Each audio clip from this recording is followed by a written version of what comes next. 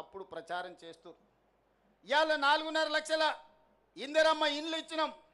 నేను అడుగుతున్న వేదిక మీద ఉన్న నాయకుల నుంచి ఇక్కడ ఉన్న పేదవాళ్ళ వరకు ఈ 4.5 లక్షల ఇండ్లల్లో అత్యధిక శాతం దళితులకు గిరిజనులకు వచ్చిన మాట వాస్తవం కదా? నియోజకవర్గాల వారిగా మీరు లెక్క తీయండి. ఆనాడు డబుల్ బెడ్రూమ్ ఇండ్లు అని చెప్పిండు, ఎంతమందికి వచ్చినాయో మీరే లెక్క చూసుకోండి. నేను చెప్పదలుచుకోలేదు, మీరే ఆలోచన చేయండి.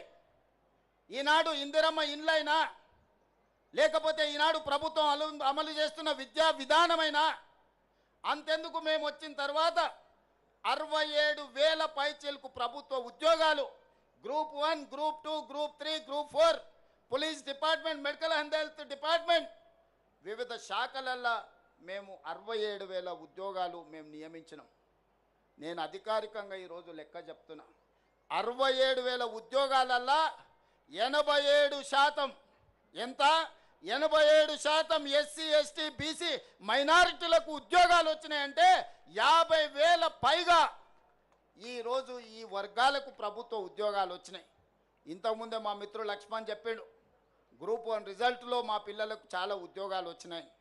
ఈరోజు రాజీవ్ గాంధీ సివిల్స్ కోసం ఈరోజు పరీక్షలు రాస్తున్న పిల్లలకు మనం ఆర్థిక సహాయాన్ని సింగరేణి నుంచి అందిస్తే ఈరోజు ఈ ఎస్సీ ఎస్టీల పిల్లలు అత్యధికంగా ఐఏఎస్లలో ఈరోజు సెలెక్ట్ అయినరు. అందుకే మిత్రులారా, ఈరోజు ఈ విధంగా పరిపాలనను చక్కబెడుతూ గతంలో చేసిన అప్పులను తప్పులను సరిదిద్దుకుంటూ ఈరోజు ముందుకెళ్ళే ప్రయత్నం చేస్తున్నాం. పనిలో భాగంగా నిరంతరం మేము పనిచేస్తుంటే కొంతమంది వెనకాల నుంచి కుట్రలు చేస్తున్నారు, గోతులు దవ్వుతున్నారు. గోతులు దవ్వేటోళ్ళను అదే గోతిలో పాతిపెట్టే బాధ్యత మీరు తీసుకోవాలి మిత్రులారా. ముందల నేను చూసుకుంటా, వెనకంజేవాడైతే గోతి దవ్వుతాడో వాళ్ళ సంగతి మీరు చూసుకోవాలి.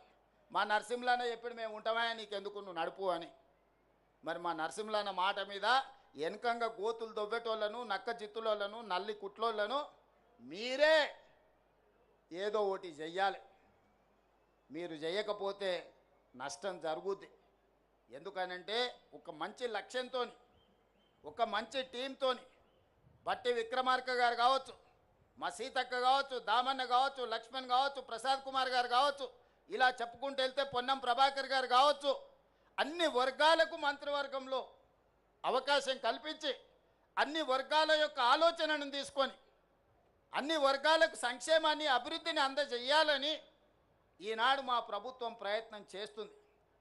10 ఏళ్ళ విధ్వంసం 100 ఏళ్ళ నష్టానికి దారితీసింది. దాన్ని ఇవాళ సరిదిద్దుకుంటూ చక్కదిద్దుకుంటూ ఆనాడు చేసిన అప్పులను చెల్లించుకుంటూ తప్పులను సవరించుకుంటూ ఈనాడు పరిపాలన జరుగుతుంది. మీ అందరికీ తెలుసు, 10 ఏళ్ళల్లో ఆ గొప్ప గొప్ప ఉపన్యాసాలు ఇచ్చే నాయకులు ఎన్నిసార్లు అంబేద్కర్ గారి జయంతికో వర్ధంతికో హాజరైనరో మీరే లెక్కేసుకోండి. ఇంతకంటే లెక్క అవసరం లేదు, ఇంకా వేరే లెక్క అవసరం లేదు. ఇది ఒక్క లెక్క చూసుకోండి, మీ పట్ల వాళ్ళకున్న అభిమానం ఏందో, ఆలోచన ఏందో. అందుకే మిత్రులారా, ఈ ప్రభుత్వం మనది. ఇది ప్రజల కోసం అందిస్తున్న ప్రజాపాలన. ఈ ప్రజాపాలనను కాపాడుకునే బాధ్యత మనది, ప్రజాస్వామ్యాన్ని కాపాడుకునే బాధ్యత మనది. అందుకే ఇవాళ కేంద్ర ప్రభుత్వం మహిళా రిజర్వేషన్ల గురించి, నియోజకవర్గాల పునర్విభజన గురించి, సీట్ల పెంపు గురించి కలగాపులగం చేసి మాట్లాడుతున్నారు. మహిళలకు మీరేం చేసిందని మమ్మల్ని సవాల్ విసురుతున్నారు. నేను ఒక్క మాట చెప్పదలుచుకున్నా, ప్రపంచంలో చాలా దేశాలలో మహిళలకు ఓటు హక్కు లేనప్పుడు పురుషులతో పాటు సమానంగా డాక్టర్ బాబాసాహెబ్ అంబేద్కర్ గారు మహిళలకు ఓటు హక్కు ఇచ్చి ఈ ప్రభుత్వాన్ని ఎదుర్కొనే అధికారాన్ని ఆడబిడ్డల చేతుల్లో పెట్టాడు.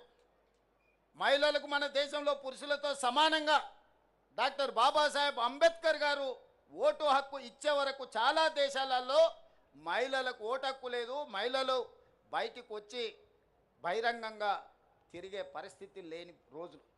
ఆ రోజుల్లోనే డాక్టర్ బాబాసాహెబ్ అంబేద్కర్ గారు మహిళలకు ఓటు హక్కు ఇచ్చి సమానమైన అవకాశాలను పురుషులతో పాటు సమానమైన విలువ ఆధారిత ఓటు హక్కునిచ్చిండు. ఆ తర్వాత పంచాయతీరాజ్ కావచ్చు, మున్సిపల్లో కావచ్చు, మహిళలకు రిజర్వేషన్లు రాజీవ్ గాంధీ గారు అందించారు. చట్టసభలలో, అసెంబ్లీలో, పార్లమెంటులో సోనియా గాంధీ గారు మహిళలకు రిజర్వేషన్లు ఇవ్వాలి అని 33% ఇవ్వాలని బిల్లును పాస్ చేసి రాజ్యసభలో. కానీ లోక్సభలో కొన్ని రాజకీయ పార్టీలు అడ్డుకున్నాయి. సంతోషం. ఇవాళ మీరు మహిళా రిజర్వేషన్లు అమలు చేస్తామంటారు. మహిళా రిజర్వేషన్ల అమలు ముసుగులో దక్షిణాది రాష్ట్రాలకు అన్యాయం చేసే ప్రక్రియ చేపడుతున్నారు. మొదట జనాభా అన్నారు. జనాభా లెక్కలేస్తే దక్షిణ భారతదేశంలో కుటుంబ నియంత్రణను పాటించడం వల్ల, అభివృద్ధి పదం వైపు రాష్ట్రాలు నడిపించడం వల్ల జనాభా తగ్గిపోయి సీట్లన్నీ కోల్పోయే పరిస్థితి వచ్చింది. దానికి అభ్యంతరం బలంగా వ్యక్తం చేస్తే ప్రోరేటా ప్రకారం, అంటే దామాషా ప్రకారం 543 సీట్లు ఈరోజు దేశంలో ఉంటే 50% సీట్లు 272 సీట్లు పెంచుతాం. అందులో ఏ రాష్ట్రంలో ఎంత ఉందో ఆ రాష్ట్రంలో అందులో సగం పెంచుతామని. ఉదాహరణ, కేరళలో 20 సీట్లు ఉన్నాయి, వాటిని 30 చేస్తామని 50% పెంచి. ఉత్తరప్రదేశ్లో 80 సీట్లు ఉన్నాయి, వాళ్ళకు 120 చేస్తామని. ఇవాళ కేరళకు 20, ఉత్తరప్రదేశ్కి 80. ఈ రెండింటి మధ్యలో తారతమ్యం 60 సీట్లు మాత్రమే. రేపు కేరళ 30 అయ్యి ఉత్తరప్రదేశ్ 120 అయితే ఈ అంతరం 60 నుంచి 90కి పెరుగుద్ది.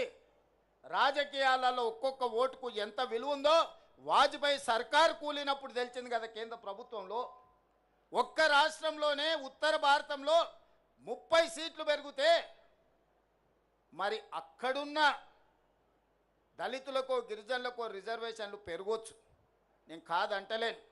సీట్లు దక్కడం వల్ల దక్షిణాది రాష్ట్రాలలో ఉన్న దళితులకు, గిరిజనులకు, మహిళలకు నష్టం జరుగుతలేదా? ఇవాళ తెలంగాణలో 17 సీట్లుంటే 2 ఎస్టీలకు ఉన్నాయి, 3 ఎస్సీలకు ఉన్నాయి. ఇవి 30 సీట్లు అయితే ఎస్సీలకు 6 అవుతాయి, ఎస్టీలకు 4 అవుతాయి. కానీ అదే 25 అయితే ఇందులో తగ్గుతాయి. ఈ చిన్న లెక్క కేంద్ర ప్రభుత్వంలో మంత్రులుగా ఉన్న తెలంగాణ రాష్ట్రం నుంచి ప్రాతినిధ్యం వహిస్తున్న వాళ్లకు లెక్క తెలుస్తలేదా? ఏ లెక్కన మా కోటాను తగ్గిస్తారు? కేంద్ర ప్రభుత్వం ఇచ్చిన ఆదేశాలను అమలు చేసినందుకు, జనాభా నియంత్రణ పాటించినందుకు, ప్రభుత్వం చెప్పిన మాట విన్నందుకు దక్షిణాది రాష్ట్రాలలో ఉన్న దళితులను, గిరిజనులను, మహిళలకు నష్టం చేస్తారా మీరు అని నేను అడగదలుచుకున్నా. ఇవాళ ఈ ప్రాంతంలో ఎన్ని సీట్లు పెరుగుతాయి? మీ జనాభా నిష్పత్తి ప్రకారం మీకు అన్ని సీట్లు పెరుగుతాయి. ఎన్ని సీట్లు తగ్గితే అన్ని సీట్లు దళితులకు, గిరిజనులకు ఆటోమేటిక్గా తగ్గుతాయి, మహిళలకు ఆటోమేటిక్గా తగ్గుతాయి.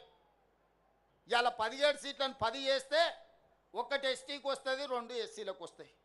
అదే 17 సీట్లను 30 చేస్తే 4 ఎస్టీలకు వస్తాయి, 6 ఎస్సీలకు వస్తాయి.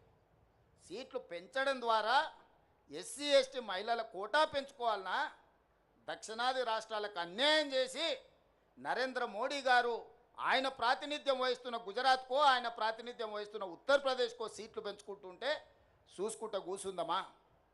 ఇది మన ప్రాంతానికి తీరని నష్టం జరుగుతుంది.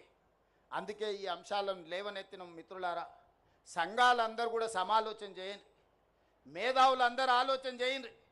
మన దక్షిణాది రాష్ట్రాలలో సీట్లు ఎన్ని పెరిగితే అన్ని దళితులకు, గిరిజనులకు, మహిళలకు సీట్లు పెరుగుతాయి. మనం సీట్లు పెంచుకోవడానికి కొట్లాడాలి.